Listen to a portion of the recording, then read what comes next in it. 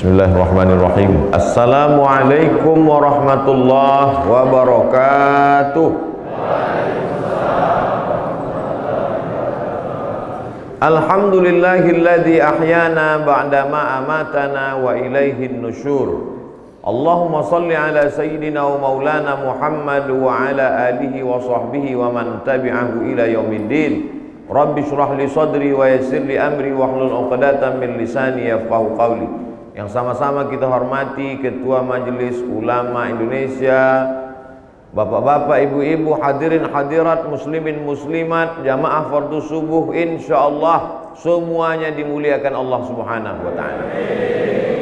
Abdul Somad datang dari Pekanbaru, Riau, Pulau Sumatera, lanjut perjalanan ke Jakarta, transit sebentar.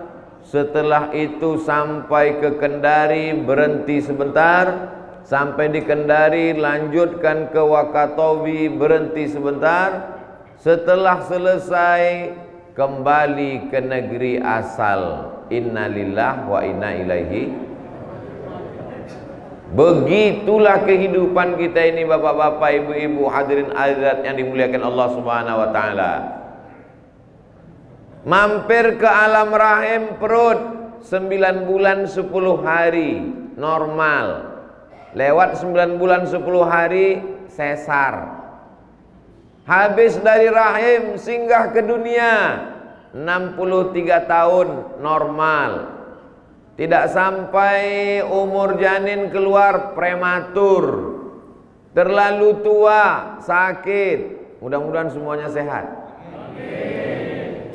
63 tahun kata Nabi, umur umatku itu baina sittina wa sab'in. Sittin 60, sab'in 70.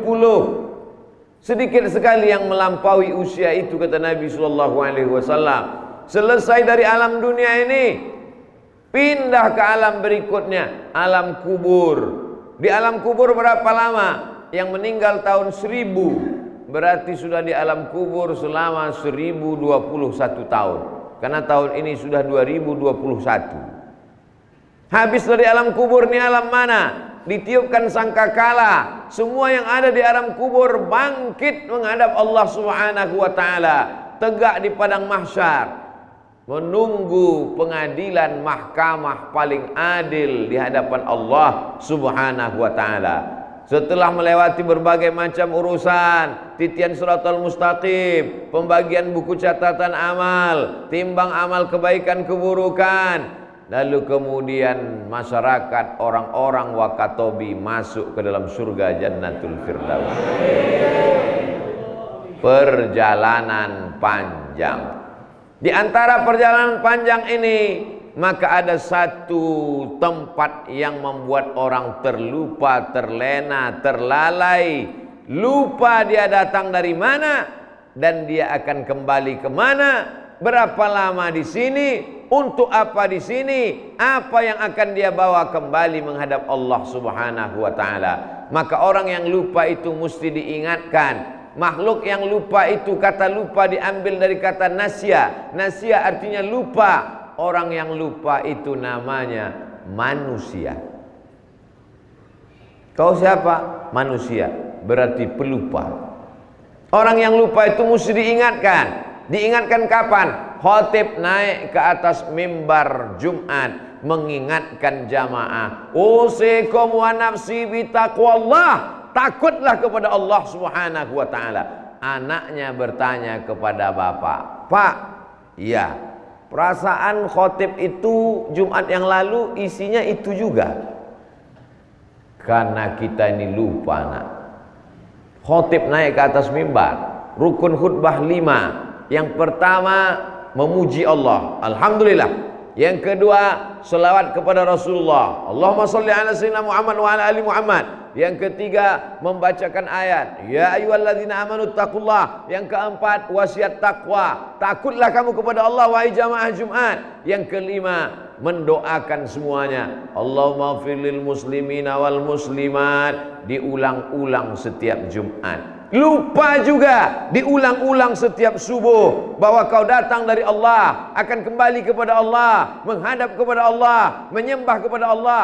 Inna salati wa nusuki wa mahyaya wa mamati lillah.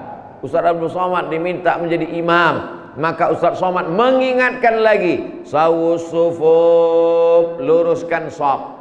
Jamaah kan sudah tahu itu semua, bahwa sebelum sholat kita meluruskan shaf. Betul. Kenapa diulang-ulang? Karena kita makhluk pelupa, maka diingatkan berulang-ulang. Sepanjang pengalaman saya sholat, belum pernah ada imam yang mengatakan, jamaah tidak perlu kuingatkan lagi shaf karena kalian sudah tahu semua.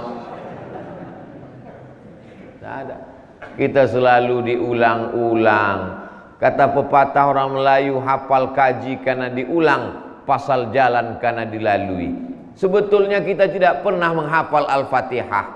Siapalah di antara kita ini yang menghafal Al-Fatihah? Tidak pernah. Kenapa kita bisa hafal Al-Fatihah? Karena sering diulang-ulang. Lagu juga begitu. Tidak pernah kita menghafal lagu.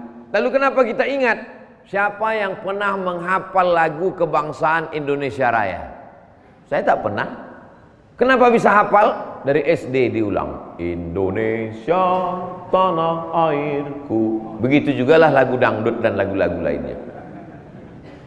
Kalau bapak ibu selalu mengulang-ulangkan ayat ke telinga anak, maka teringat di kepalanya, masuk ke otaknya, bersemayam di tangkai jantungnya. Maka kalimat pertama yang diulang-ulangkan adalah, kira-kira apa kalimat pertama yang kita ulang-ulangkan ke telinga anak kita? Ketika ibu-ibu ditanya, ibu-ibu, apa kalimat pertama yang sering bapak ibu ulangkan ke telinga anak ibu? Mau tidur diulangkan, bangun tidur diulangkan. Angkat tangan seorang ibu. Apa yang ibu ulangkan? Nina Bobo. Ustaz Somad, apa yang Ustaz pertama ingatkan ke telinga anak Ustaz? Asyhadu an la ilaha illallah.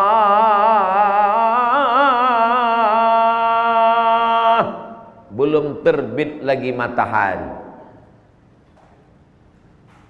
masih jam 4:15 di Pekanbaru Riau. Di Wakatobi orang udah selesai sholat subuh. Jadi kalau begitu, andai masuk surga itu menurut waktu sholat, orang mana yang duluan masuk surga? Orang Wakatobi. Mudah-mudahan saya dianggap sebagai orang Wakatobi. Pas masuk surganya duluan saya. Ditanya orang Riau terkejut semua. Mana Abdul Somad? Dia sudah masuk surga sama orang Wakatobi duluan. Kalimat pertama yang kita ulangkan ke anak kita adalah asyhadu an la ilaha illallah. Sebelum matahari terbit, matahari belum muncul, belum nampak cahayanya, belum nampak rona kuning kemerahan, maka sudah berapa kali kita dengar asyhadu an la ilaha illallah. Azan subuh, asyhadu an la ilaha illallah. Iqamat, Allahu akbar, Allahu akbar. Asyhadu an la ilaha illallah. Diulang. Belum ada lagi orang iqamat, Allahu akbar, Allahu akbar, dan seterusnya. Tak ada. Diulangnya. Salat. At-tahiyatul mubarakatus salawatut thayyibatu lillah. Assalamu alayka ayuhan nabi wa rahmatullahi wa barakatuh. Assalamu alayna wa ala ibadillahi sholihin. Asyhadu an la ilaha illallah. Azan anak ke telinga sebelah kanan. Anak ketika lahir diazankan ke telinga sebelah kanan. Yang paling afdal mengazankan adalah ayahnya. Menetes air mata si ibu, hamil 9 bulan 10 hari, anak lahir, bapak tugas di luar kota, sudah tidak pulang sebulan, namanya Pak Toib. Siapa yang mengazankan? Kebetulan ada perawat di rumah sakit itu laki-laki. Dan dia, walaupun dia lulus dari STIKES, sekolah tinggi ilmu kesehatan, walaupun dia lulus dari sekolah perawat, dia tetap belajar agama Islam 2 SKS, 16 tatap muka. Potong pertemuan pertama, mid semester dan ujian akhir semester. Dulu bertemu dengan dosen 13 kali. Sekarang tak ketemu sama sekali. Judulnya online. Maka dia tetap pandai mengazankan. Walaupun dia bukan sarjana agama dari Fakultas Usuluddin Syariah, Tarbiyah dan Dakwah, dia tetap bisa mengazankan. Ibu jangan bersedih, anak ibu biar saya azankan. Diletakkannya kepala sebelah kiri, telinga anak di sebelah kanan. Allahu Akbar, Allahu Akbar. Itu bukan untuk azan bayi, terlalu kuat. Allahu Akbar, Allahu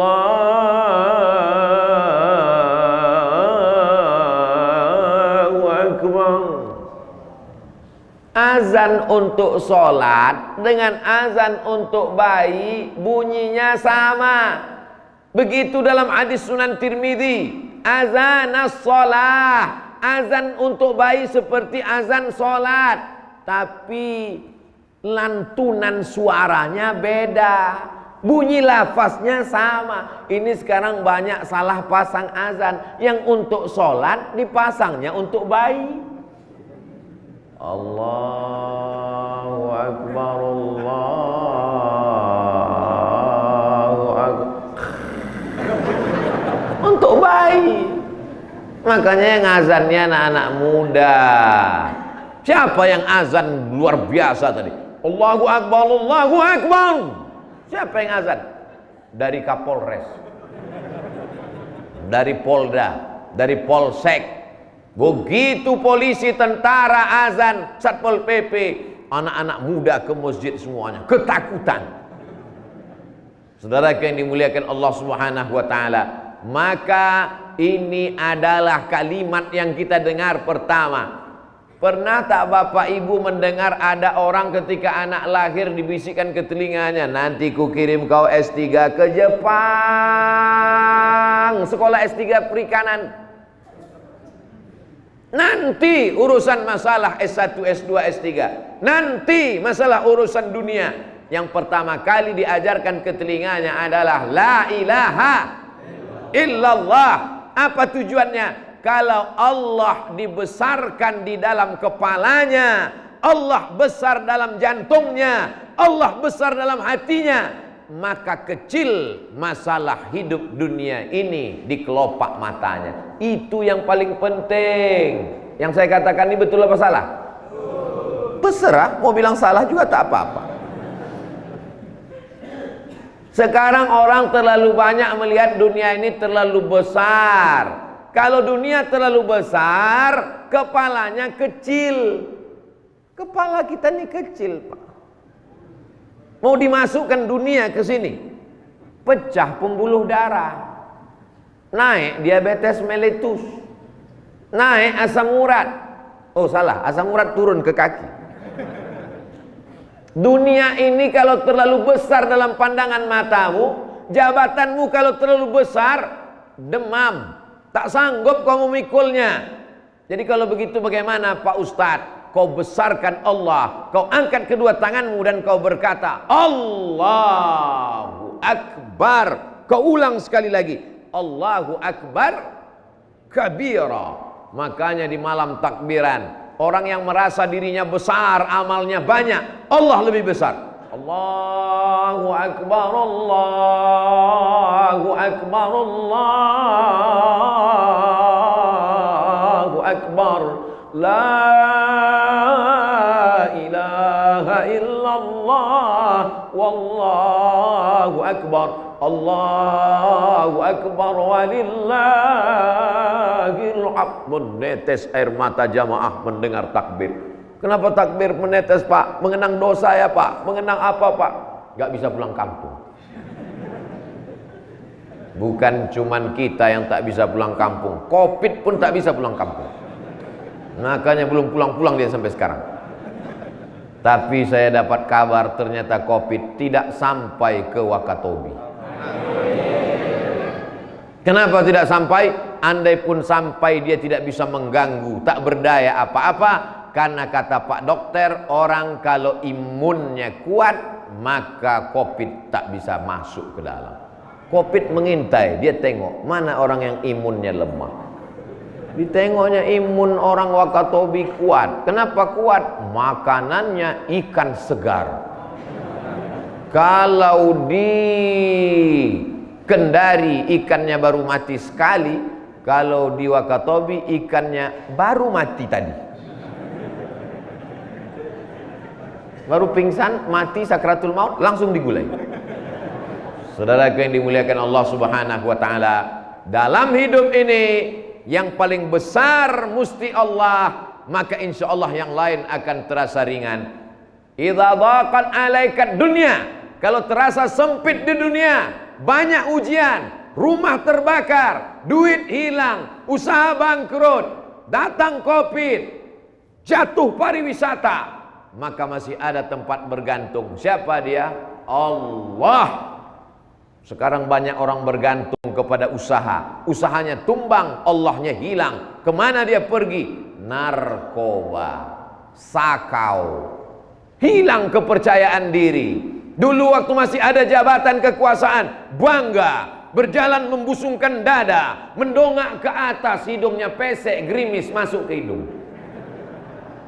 Setelah jabatan hilang, kena penyakit post power syndrome. Dulu pintu dibukakan orang, ada supir, ada staf pribadi, pembantu di rumah sampai 10. Satu pembantu khusus memasakkan air panas, satu pembantu khusus untuk mengorekkan telinga. Saking kan banyak duitnya. Sekarang nyetir sendiri, tak dimuliakan orang, down, stroke, stres, depresi. Tidak langsung mati Pak, setengah mati. Azab sebelum azab neraka, azab sebelum azab kubur. Tapi orang beriman dia biasa-biasa saja. Kalau dia tinggi di atas, dia tidak sombong. Ini adalah ujian dari Allah Subhanahu wa taala. Kalau dia berdiri di bawah, dia tidak bersedih. Ini juga ujian dari Allah Subhanahu wa taala. Seperti orang Wakatobi, yang di atas tidak sombong, yang di bawah pun tidak berduka cita. Cobalah lihat, mereka di bawah, di luar, berdiri, tapi tetap tersenyum. Kalau yang di atas ini tersenyum, maklum, tempatnya tinggi, Jannatul Firdaus. Tapi yang di luar tidak dapat tempat duduk, berdiri, bisa tersenyum. Kenapa? Karena dia menganggap mau di atas, mau di bawah, sama-sama ujian dari Allah Subhanahu wa taala. Apa kata mereka yang di luar? Kalian boleh di atas, tapi aku lebih cepat pulang duluan. Saudara yang dimuliakan Allah Subhanahu wa taala, in tamsaskum hasanatun tasuhum.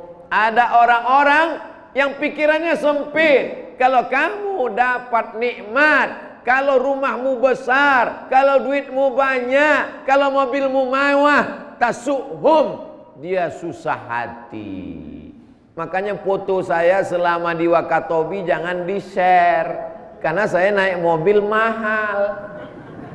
Itu kalau di-share foto saya selama di Wakatobi naik mobil mewah, itu banyak yang mencret, banyak yang kumat darah tingginya melihat Abdul Somad naik mobil mewah. Di mana? Wakatobi. Dia tak tahu itu punya panitia. Panitia pun tak minjam kemana. Wa in tusibukum sayyi'atun yafrahu biha. Ada jenis manusia ini, kalau kamu dapat musibah, dia senangnya bukan main. Jumpa di bank, sama-sama mau nyetor. Nyetor apa? ONH, ongkos naik haji. Mau berangkat haji ya? Iya. Siapa yang mau berangkat? Saya. Terus istri saya, lagi anak saya, terus mertua saya. Mati langsung. Si Anu jadi berangkat haji kemarin yang nyetor itu, dia udah koma di rumah sakit ICU. Jadi si Anu kemarin yang berangkat tidak jadi berangkat karena Covid, sehat lagi dia. Betapa busuk hati. Saudara yang dimuliakan Allah Subhanahu wa taala, tapi orang Wakatobi ikut senang melihat kesenangan Abdul Somad. Mana buktinya? Mereka semua tersenyum. Mana buktinya? dari mulai masjid subuh kemarin, pergi saya ke pasar, pergi saya ke pelabuhan, pergi saya ke tepi pantai, semua yang saya lihat ketemu dengan saya melambaikan tangan.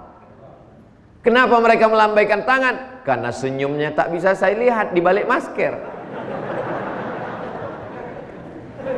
Ustadz Abdul Somad, Ustadz Abdul Somad. Mereka bawa anak-anak mereka, doakan kepala anak saya ini supaya dia jadi penghafal Quran Pak Ustadz. Datang satu lagi bapak-bapak, doakan supaya anak saya ini Pak Ustadz supaya nanti menjadi alim ulama Pak Ustadz. Anaknya mana? Masih di dalam perut, belum keluar. Betapa masyarakat Wakatobi membesarkan Allah.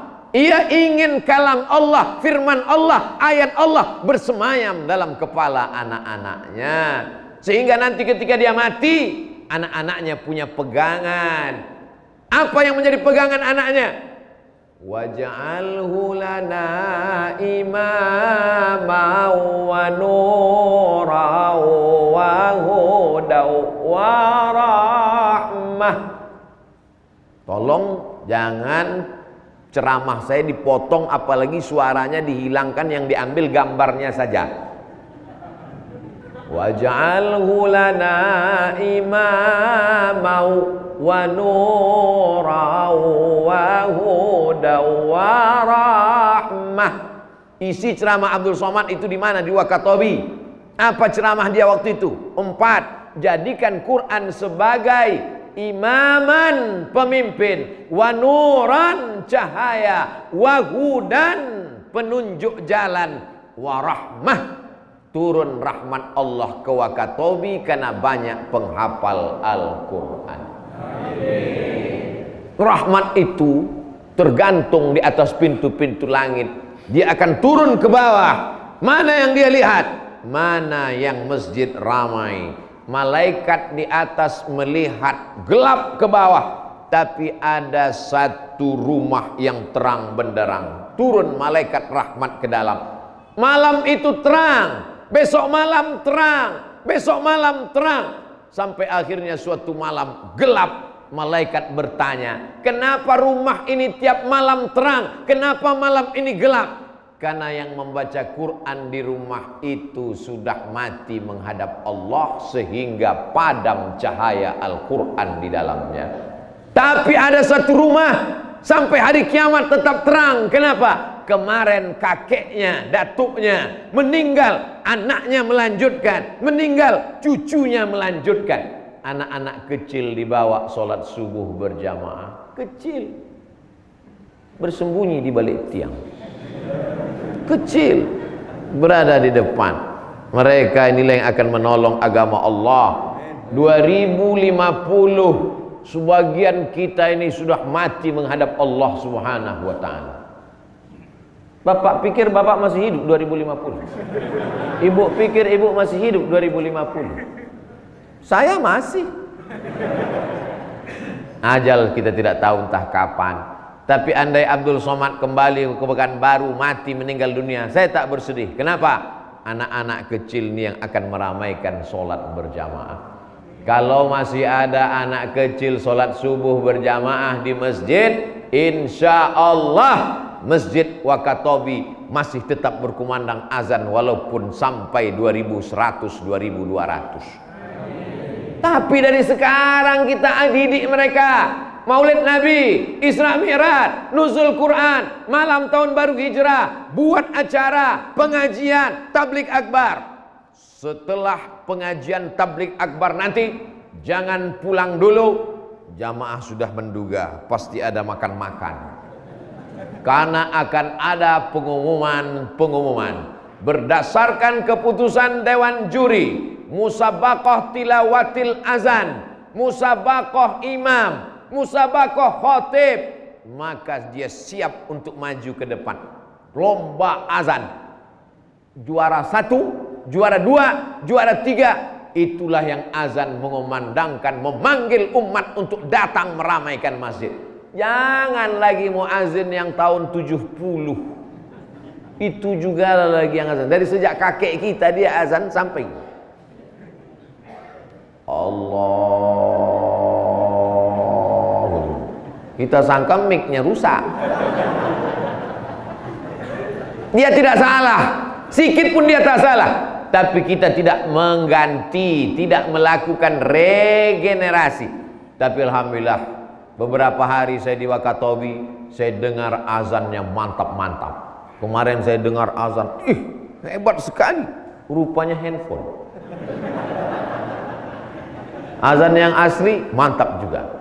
Bapak Ibu yang dimuliakan Allah Subhanahu wa taala, yang pertama yang paling penting ditanamkan ke dalam anak-anak kita adalah akidah bahwa tidak akan dapat nikmat kecuali karena Allah. Kalau dia kena musibah, iyamsaskallahu bidurrin, kalau kau kena musibah, fala kashifalahu illahu, tidak ada yang bisa menghilangkan musibah dari dirimu kecuali Allah. Dia tidak akan pergi ke dukun, dia tidak akan minta ke pokok kayu, dia tidak akan menyembah hutan belantara, dia hanya meminta kepada Allah. 17 kali kita ajarkan dia mengatakan iyyaka na'budu wa iyyaka nasta'in. Sekarang banyak orang, dia tahu, dulu bapak saya kalau dalam masalah dia pergi ke dukun. Dulu mak saya kalau dalam masalah dia pergi ke dukun. Mati kita, dia telepon nomor dukun. Dari mana? Di handphone. Di handphone bapaknya pas dicek, dukun 1, dukun 2, dukun 3, dukun 4. Assalamualaikum Pak Dukun. Waalaikumsalam. Saya anaknya si Anu kemarin. Iya, bapakmu sering kesini memang. Nomornya masih saya simpan, kata Pak Dukun. Saya pun punya masalah juga. Silakan datang. Apa masalahmu? Ini. Kata Pak Dukun, masalahku lebih parah dari masalah kau lagi. Saudara yang dimuliakan Allah Subhanahu wa taala. Man atakahinan, siapa yang datang ke dukun, fasaddaqahu bima yaqul, percaya pada ucapan dukun, ikut pada instruksi dukun, falam tuqbal lahu salatun arba'ina lailah, tak diterima salatnya 40 hari 40 malam. Saya yakin dan percaya kalau video ini diupload, banyak dukun-dukun yang marah dan menyantet saya. Dicarinya video saya, diambilnya foto saya, dimintanya jin segala jin, hantu segala hantu, bunuh Abdul Somad. Tapi dukun-dukun itu doanya tidak mempan. Kenapa? Karena jamaah Wakatobi doanya lebih kuat membela Abdul Somad. Berlaga antara doa orang Wakatobi dengan permintaan jin ifrit, jin hantu, jin setan, nyi blorong, sundel bolong. Kira-kira doa siapa yang dikabulkan Allah? Doa jin kafir atau doa orang Wakatobi? Doa orang Wakatobi dikabulkan Allah Subhanahu wa taala. Jadi Abdul Somad hari ini sampai detik ini tidak mempan disantet, bukan karena amal Abdul Somad, bukan karena zikir Abdul Somad, tapi karena doa orang-orang soleh yang ada di hadapan saya ini. Itulah keyakinan yang ada dalam diri saya. Saya langkahkan kaki dari Pekanbaru Riau, bismillahi tawakkaltu ala Allah, dengan nama Allah aku bertawakal kepada Allah. Yang kujumpai di Wakatobi hamba Allah, yang kuinjak adalah bumi Allah, lautannya pun milik Allah. Maka saya pun berangkat, la haula wala quwata illa billah. Sampai di Wakatobi, rupanya saya bukan cuma diajak berceramah ke masjid, bukan cuma jumpa bupati, wakil bupati, kapolres dan anggota DPRD, ketua DPRD. Saya diajak berjumpa dengan penghuni laut. Dibawa saya ke tengah laut. Ustaz Somad, kami akan menunjukkan bagaimana indahnya alam Wakatobi. Loh, saya kan sudah melihat bagaimana cantiknya hijau pohon kelapa, bagaimana di atas batu karang bisa tumbuh pohon beringin. Apalagi yang mau dilihat? Ustadz baru melihat keindahan Wakatobi di atas tanah, yang di dalam laut Ustadz belum melihat. Ustadz mau kami tunjukkan? Mau bilang takut malu? Mau? Maka dikasihlah instruksi. Nanti Ustadz kalau masuk ke dalam, bernafasnya jangan pakai hidung, tapi pakai mulut. Tarik pelan, hembuskan pelan.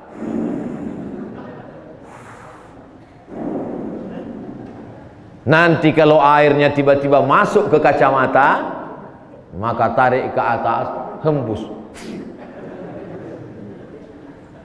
Kelihatan muka Ustadz sudah mulai pucat.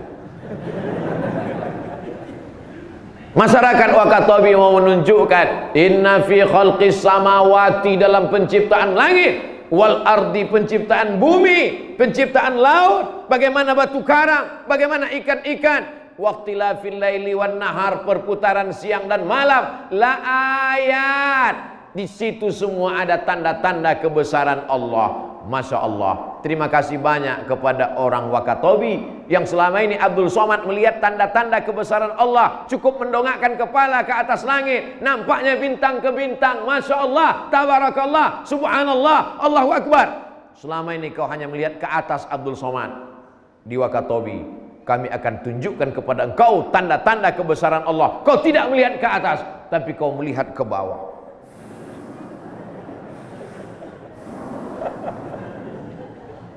Ustadz, nanti kalau pemandangannya menakjubkan, Ustadz jangan bilang gini.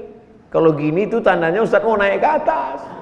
Jadi gimana? Kalau nampak menakjubkan, hebat, katakan begini Ustadz. Oke. Begitu nampak warna-warni batu karang, ikan-ikan, rasanya bagaimana Pak Ustadz di bawah itu? Seperti Aquaman. Pokoknya asal bertanya, gimana Ustadz? Mantap. Saudara yang dimuliakan Allah Subhanahu wa Ta'ala, ketika kita berada di dalam air, di dasar lautan, disitulah baru kita sadar bahwa Profesor Dr. Abdul Somad LC MA PhD Datuk Seri Ulama Setian Negara Kaijaga Mangkudilaga tak ada apa-apanya. Mau apa di bawah laut? Mau tablik akbar? Mau apa kau di bawah laut Abdul Somad? Disitulah baru sadar yang paling hebat di bawah laut itu adalah instruktur diving. Kadang kita ini sombong kalau di kantor kita. Kadang kita ini kita merasa luar biasa kalau di kampung kita. Tapi ketika kita masuk ke kampung orang lain, ke pedalaman, turun ke bawah, mana telingamu yang hebat dan gagah perkasa? Selama ini Abdul Somad, kalau kau ceramah, peka telinga kami, karena kami duduk di dekat sound system, di dekat speaker. Sekarang baru kami tunjukkan Abdul Somad, ternyata telingamu pun tak tahan waktu di dasar laut itu, mau pecah gendang telinga. My God. Halakam ru'un lam ya'rif qadrahu. Celaka orang yang tidak tahu siapa jati dirinya. Jadi kalau kita mau siapa diri kita, mau tahu siapa hakikat diri kita, maka kita mesti kenali alam semesta. Naik ke atas, ka'annama yas'adu fis sama. Orang yang naik ke atas, ka'annama yas'adu fis sama, seperti dia naik ke langit, dadanya terasa sempit. Naik pesawat take off ke atas, sempit terasa dada. Abdul Somad berangkat ke Kairo 5 September tahun 1998, naik pesawat Royal Jordan Airlines 10 jam dari Jakarta menuju Amman, dari Amman 2 jam ke Kairo. Hebat. Naik pesawat apa Ustaz kemarin? Royal Jordan Airlines.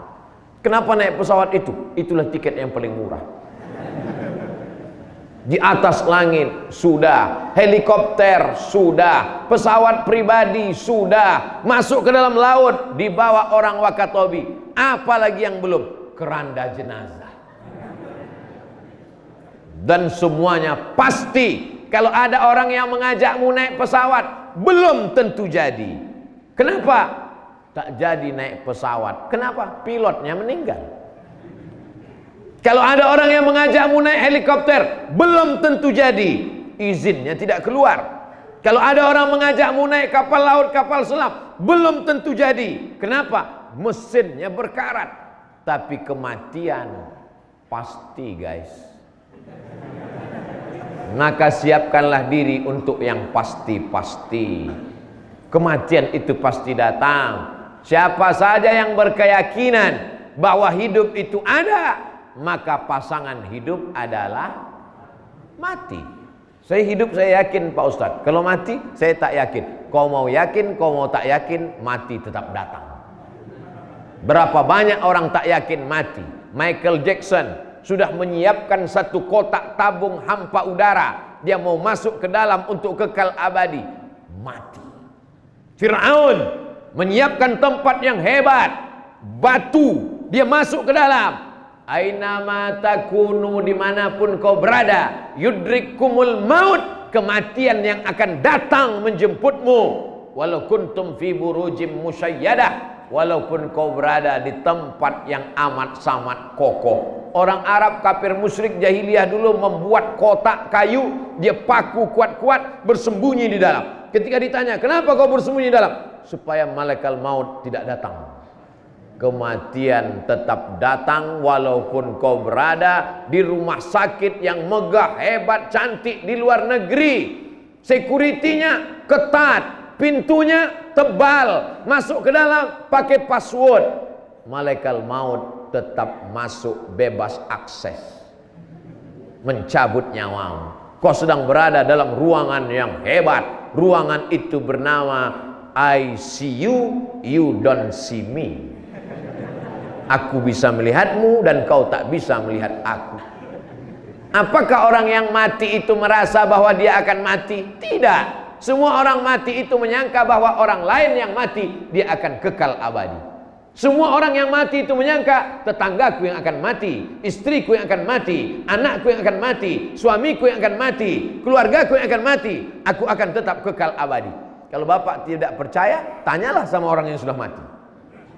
Semua mereka menyangka bahwa orang lainlah yang akan mati. Begitu COVID datang, menyerang orang yang sehat, menyerang orang yang segar bugar, mereka pun menyangka orang lainlah yang akan mati. Kalau dia berada berdua di rumah sakit, yang satu sakit, yang satu sakit, yang satu ini kita tanya, menurutmu siapa yang akan mati? Dia.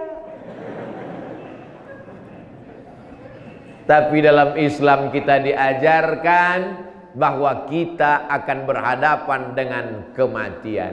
Datang malaikat maut bertamu ke rumah Nabi Ibrahim alaihissalam.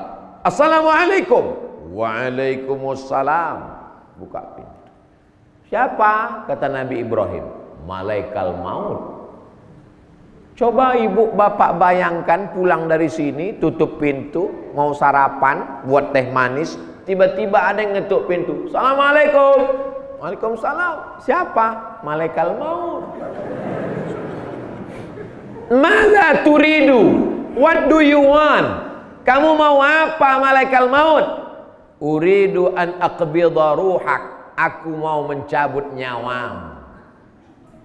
Nabi Ibrahim mentalnya kuat. Dia tidak pingsan. Dia tidak gemetar. Kita, jangankan jumpa malaikat maut, jumpa tukang kredit aja pingsan. Kau mau apa? Aku mau mencabut nyawamu. Hal yaqbidu khalilun khalilahu?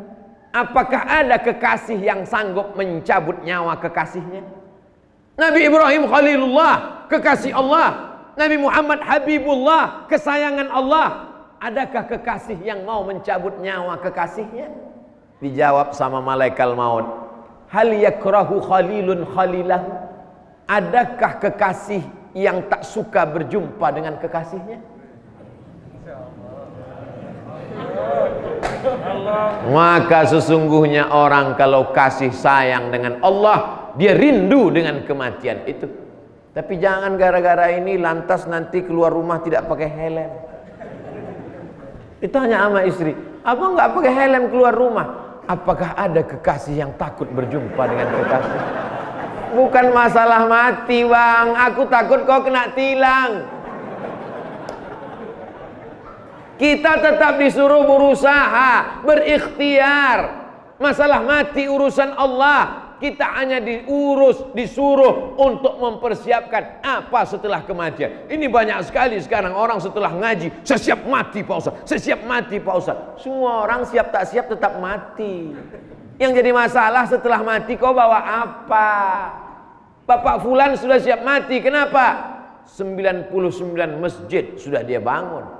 Ada orang di Pulau Sulawesi ini membangun 99 masjid. Si fulan meninggal kenapa? 1000 TPQ sudah dia bangun, Taman Pendidikan Al-Quran. Kau mati bawa apa? Siap mati Pak Ustaz. Mati nekat. Siapkanlah apa yang akan dibawa menjelang kematian. Ibu-ibu yang tidak kaya, ibu-ibu yang bukan pejabat, ibu-ibu yang bukan bisnismen, ibu siap mati. Kenapa? Bekal ibu sudah siap. 9 bulan 10 hari kau kandung, 2 tahun kau susukan. Mereka adalah para penghafal Al-Quran. 1 hari dia ulang hafalannya 2 juz. 1 bulan dia khatam 2 kali. 1 tahun 24 kali. Terang benderang alam kubur ibu. Sejauh mata memandang alam barzah ibu. Saya senang ceramah Pak Ustadz. Cuman gak enaknya pas giliran mati ibu-ibu terus. Oke, kalau gitu kita balik ke bapak-bapak. Bapak-bapak yang suka mengasih belanja lebih kepada ibu. Terang benderang kubur bapak. Setuju Bu? Lihatlah senangnya mereka. Saudaraku yang dimuliakan Allah Subhanahu wa taala. Jadi tujuan Abdul Somad datang jauh-jauh sampai 2 kali transit ke Wakatobi ini untuk apa? Untuk mendapatkan amal jariyah. Abdul Somad tidak kaya, dia tak bisa bangun masjid. Abdul Somad bukan pejabat yang bisa tanda tangan sehingga berdiri Islamic Center. Tapi insya Allah ketika saya berceramah, ada orang kaya mendengar, ada pejabat yang mendengar, ada bisnismen yang mendengar, mereka bangun masjid. Maka paling tidak Abdul Somad dapat kecipratan juga amal jariyahnya insya Allah. Siapa yang membangun masjid itu? Gak tahu entah siapa yang bangun. Tapi saya lihat tanda tangannya Abdul Somad. Masjid apa namanya? Masjid Az-Zaitun Wakatobi. Ada tanda tangan. Padahal yang mendidik, membimbing umat Pak Ketua MUI. Tapi Pak Ketua MUI legowo, lapang dada. Biarlah aku yang mendidik Abdul Somad. Masalah tanda tangan kau sajalah maju. Tanda tangan. Profesor Dr. Abdul Somad LCMA tanda tangan di video kan. Berikut ini penyerahan beras secara simbolis yang akan diserahkan oleh Abdul Somad. Berasnya bukan punya Abdul Somad. Berikut ini santunan untuk anak-anak yatim, penyerahannya oleh Abdul Somad. Duitnya bukan punya Abdul Somad. Berikut ini tanda tangan prasasti masjid, pemencetan tombol untuk membuka layar, dipencet tombol. Buka layar. Semua bertepuk tangan. Peresmian masjid beserta sekolah tahfiz Quran dipencet oleh Abdul Somad. Yang punya bukan Abdul Somad. Secara simbolis.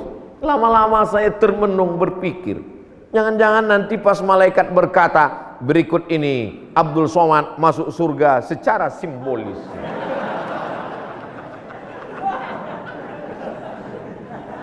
Pahala ceramahmu sudah habis Abdul Somad. Yang kau dapat hanya simbolis-simbolis saja. Tapi saya yakin dan percaya, mendengar cerita ini jamaah menjadi kasihan. Nanti malam mereka akan tahajud dan mereka berdoa, ya Allah, masukkan Abdul Somad ke surga. Jangan secara simbolis. Saudaraku yang dimuliakan Allah Subhanahu wa taala, jangan kau sangka orang yang terkenal ceramah di mana-mana lalu amalnya banyak. Belum tentu. Boleh jadi amalnya sudah tak bernilai, tak berharga karena riya, karena sum'ah, karena sombong, merasa hebat. Tapi di sana ada ibu-ibu rumah tangga yang biasa, tak dikenal oleh siapapun. Pak RT pun tak kenal sama dia. Tapi malaikat-malaikat mencatat amalnya. Anak-anaknya dia kasih tahu, jilbabmu mesti panjang nak. Jangan keluar rumah dengan laki-laki yang tak mahram. Selama ibu masih mau merepet, masih mau ngomong, masih mau menasehati tidak berhenti, insya Allah anak-anak Wakatobi akan selamat dunia akhirat. Tapi kalau ibu-ibu sudah diam saja, melihat anak pakai rok pendek umur 18 tahun, dipakainya celana anak umur 8 tahun, diam aja. Pergi dia sama pacarnya, ma aku mau pergi pulang subuh ya. Pergilah. Sesungguhnya dunia sudah kiamat. Apa yang Ustaz lihat selama di Wakatobi? Jilbab mereka panjang. Itu bukan jilbab Pak Ustaz, mukena, terserahlah. Ini mesti kita pertahankan. Negeri ini negeri Islam, negeri ini negeri tauhid, negeri ini negeri la ilaha illallah Muhammadur Rasulullah.